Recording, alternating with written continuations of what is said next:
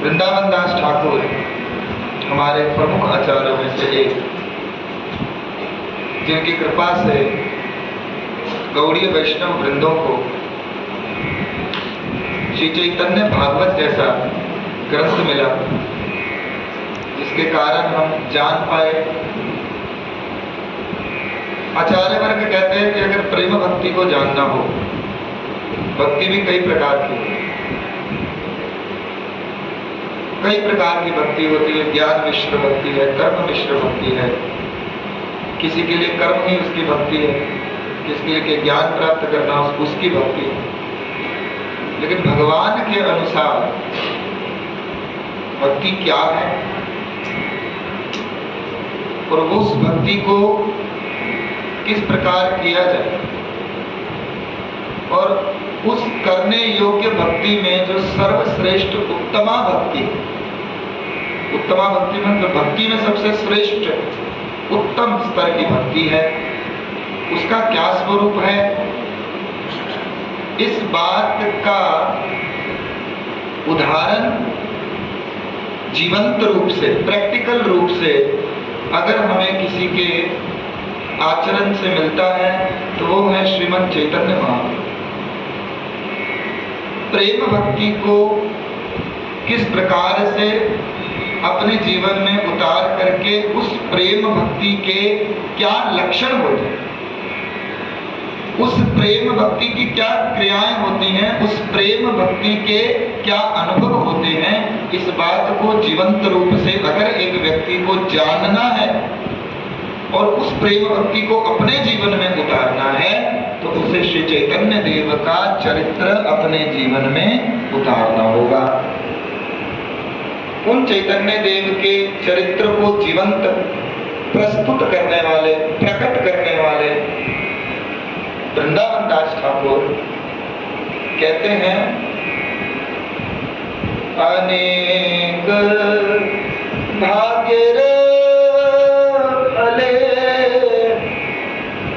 कई जन्मों के भाग्य एक साथ उदित हों।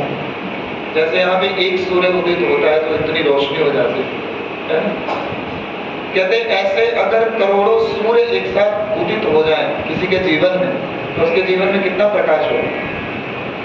एक सूर्य से एक तरफ सूर्य होता है और हम अगर सूर्य विमुखी हो जाए, सूर्य विमुखी मतलब हम लोग सूर्य से दूसरी तरफ मुख कर लें तो हमारी तरफ परछाई बन जाती है ना। कहते हैं अगर तुम्हारे चारों तरफ ही सूर्य हो, चारों तरफ अगर सूर्य हो तो परछाई का अस्तित्व खत्म हो जाएगा। इसी प्रकार से अनेक भाग्य फले, जब उन द्वादश आदित्यों की तरह उन चारों तरफ 12 दिशाओं में अगर सूर्यों की तरह अगर किसी दिन किसी व्यक्ति का भाग्य उदित होता है, सौभाग्य उदित होता है, अनेक भाग्य फले वैष्णव आश्रया करें, तब उस जीव के, उस व्यक्ति के घर में, उस व्यक्ति के संग में किसी वैष्णव का आगमन हो। वैष्णव का आगमन कोई आम बात नहीं है। और जब उस वैष्णव रूपी सूर्य का आगमन एक व्यक्ति के जीवन में होता है तब उस व्यक्ति के जीवन में भक्ति अस्तु भगवत भक्त संगेन परिजायते, उस व्यक्ति के जीवन में भक्ति उदित होती है, प्रेम भक्ति उदित होती है। और जब एक व्यक्ति के जीवन में प्रेम भक्ति उत्पन्न होती है तब उस व्यक्ति के जीवन में सभी प्रकार के अमंगल दूर हो जाते। इसलिए क्यों? क्योंकि भगवान कहते हैं ना हम बसामि वैकुंठ। दो चीजें, क्या भगवान वैकुंठ में नहीं है? हैं? क्या झूठ बोल रहे हैं? नहीं। समझ आ रहा है? आ रहा समझ? तब क्या बोल कह रहे भगवान वैकुंठ में है, लेकिन एक होता है कि रहना और एक होता है बसना। यहाँ पे कई लोग होंगे ये यहाँ पे अपने अपने जन्म स्थान को छोड़ करके यहाँ पे काम कर रहे हैं, है ना। कहीं और प्रकट, किसी का, सबके गांव होते हैं अपने, मेरा गांव है ना, हमारा हृदय सदैव हमारे गांव में होता है। बस हम रह जहाँ भी रहे हों हमारा हृदय कहाँ बसता है? जहाँ मेरा अपना स्थान है, जहाँ मेरी जगह है, जहाँ मेरा घर है कि नहीं? है ना? यहाँ पे सब कुछ लोग हैं जॉब वाले या बिजनेस वाले, शहर से दूर रह रहे हैं, बसते कहाँ है? जहाँ मेरी जगह है, उस नगरी बसो। तो भगवान यहाँ पे कह रहे ना हम बसामी वैकुंठे, मैं वैकुंठ में हूँ, मेरा हृदय वहां है। अच्छा, तो कहाँ है? ना योगी ना प्रदर्श, ना योगियों के हृदय में, ना मैं योगियों के हृदय में मिलूंगा। मैं अगर तुम्हें चाहिए, मैं कहाँ बसता हूँ? मद भक्त यत्र गायन्ति तत्र तिष्ठति नारद। जहाँ मेरे भक्त, कौन से भक्त? प्रणीत भक्त, प्रेमी भक्त, जो मुझसे कुछ नहीं चाहते, मुझे ही चाहते। ऐसे प्रेमी भक्त जहाँ पर बैठ करके मेरे नामों को पुकारे, मुझे निवेदन करें, मेरी गरिमा को गाएं, मेरे गुणगान को गाएं, तत्र तिष्ठति नारद। नारद जी, आपको मैं वहां मिलूंगा, 100% मिलूंगा, इसमें कोई संशय नहीं है। इसलिए ये जो हमें समय मिला, आपको कई या तो सब मेरे वरिष्ठ ही वैष्णव रहते हैं, तो ऐसे ही समझिएगा जैसे क्लास में कभी कभी टीचर बच्चे को खड़ा करके बोलते ना, कल क्या सिखाया था, अब तू सुना। मैं वही बच्चा हूँ, खड़ा होकर दोबारा सुना रहा हूँ। आदि गुरु शंकराचार्य जी कहते हैं, पुनरपि जननम पुनरपि मरणम पुनरपि जननी जठरे शयनम। करोड़ों जन्म हो गए, तो कई जन्म नाराज हो गए।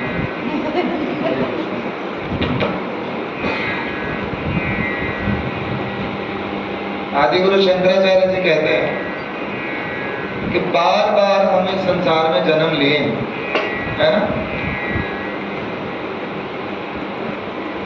बार बार जन्म लिए हैं, पुनरपि जननम, और जिसने जन्म लिया वो जाएगा, मृत्यु ही सत्य, पुनरपि मरण।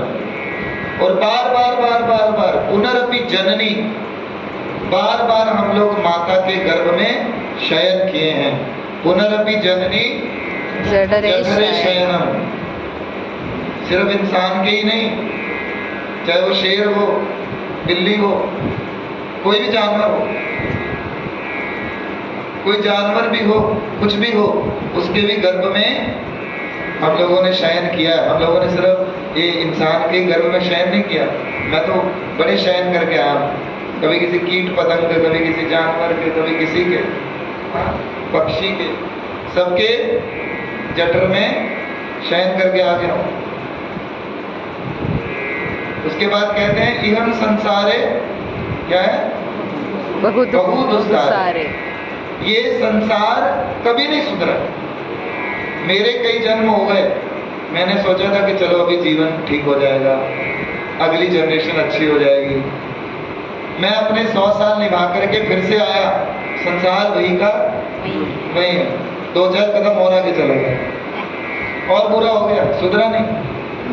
फिर मैंने सोचा चलो कोई बात नहीं, 2-4 जठरों में और शयन कर लेता, फिर सुधर जाएगा। फिर आया, संसार वही का वही, और मैं भी वही का वही। सारा जीवन क्या किया? सारा जीवन या तो अपने बारे सोचा, या सोचा कि दूसरा मेरे बारे क्यों नहीं सोच रहा। ये दो ही प्रॉब्लम है जीवन। हाँ? एक तो अपने बारे सोचना, और दूसरा इस बात से दिक्कत होना कि दूसरा मेरे ही बारे क्यों नहीं सोचता। हाँ?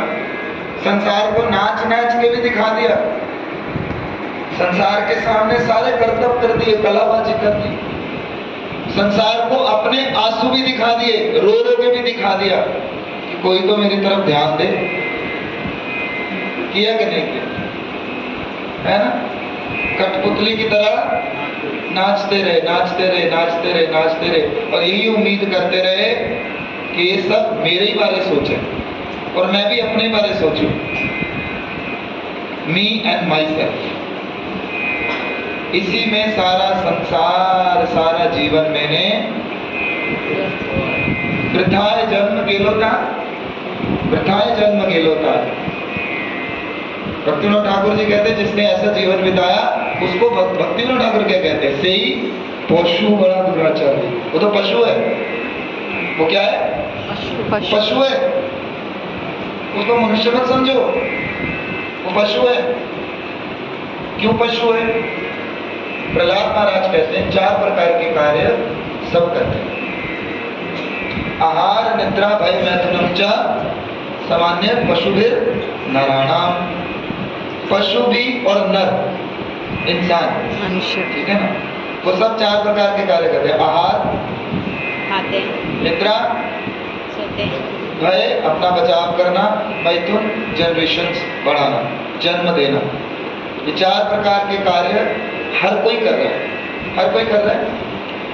फिर आपको या हमको, मनुष्य को श्रेष्ठ योनि बोलने का अधिकार आपको किस तथ्य ने दिया? कौन सी विशेषता से आप मनुष्य हो गए? प्रभु तक पहुंच पाए, प्रभु तक पहुंच पाए।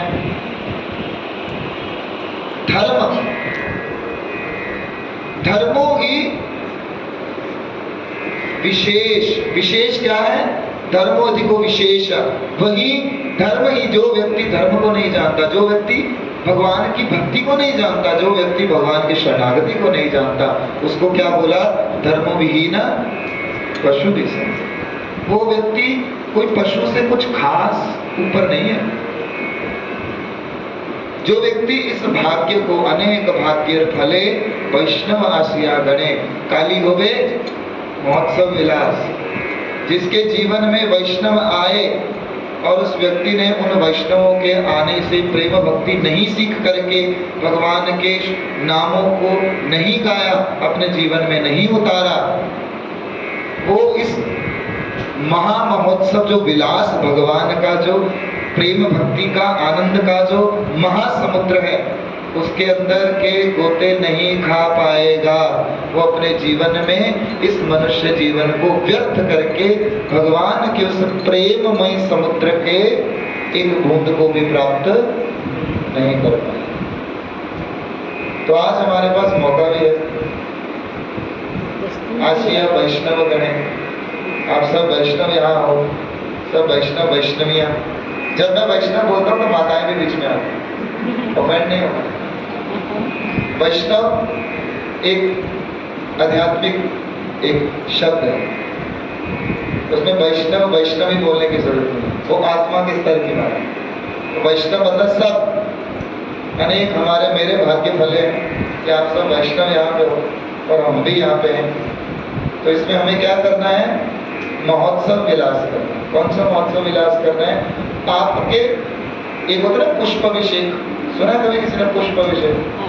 वो क्या महोत्सव होता है? तो आज हम पुष्प अपने अपने हृदय रूपी पुष्प को भगवान के चरणों में चढ़ा दीजिए।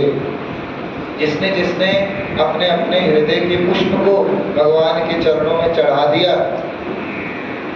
उसके हृदय की मिट्टी के अंदर, हृदय की मिट्टी के अंदर, उस रज के अंदर जो भक्ति लता का बीज है, अगर वो पड़ गया और नयनों के अश्रुपात से, उस जल से अगर उस बीज को सींच दिया, गुरु के प्रकाश से अगर उस बीज में से कोई लता निकल आई, तो लता सीधे जाके भगवान के चरण में अपना भाव रूपी पुष्प अर्पित करेगी। ये उस बीज को अपने अंदर रख करके भगवान के नामों को, भावों को भगवान के प्रति हम लोग अर्पित करें। बड़ा आनंद आया मुझे हिंदी बोलने।